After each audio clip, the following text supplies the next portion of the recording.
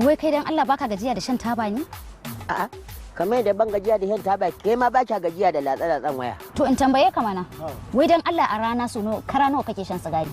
Ke kuma iya tsaya mu, samari ne kika yaudara a cikin wannan latsa-latsan wayar da kike. Ai ni ba da samari nake chatting ba da kawaye na ne. To ne kuma kin ga kawaye na nan. Kin ga 'yan mata na nan.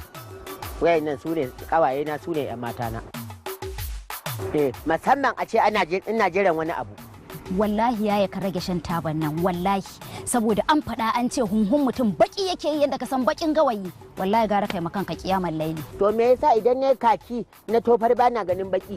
Ai ni wallahi yayi tsoro nake ji kar ka zo ka mutum yi asarar ka. Ta dala gafara rahima da baki da an magana sai ki ce mutane gashi sai ki kawo zancen mutuwa a ciki. Kai amma dai hakuri da ka gado da Allah.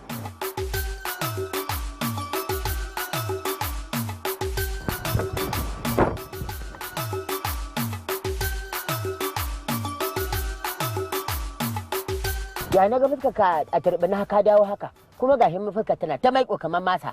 Kai dai bari wallahi azimi ƴaƴan banzan nan ba karamar barna suka yi masana'anta ta ba. So business din arziki kake yi haka kake wannan da damuwa kake murtuke fuska?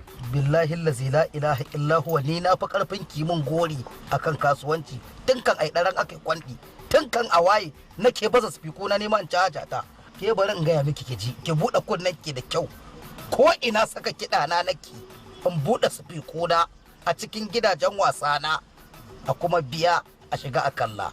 Ke ki ga yin sana'ar ki ni ko ba yadda za a ki irga gari 4, 5, 6 a ƙasar nan baki samu gidan wasa na cikon na 5 ko na 6 ba ko na 7.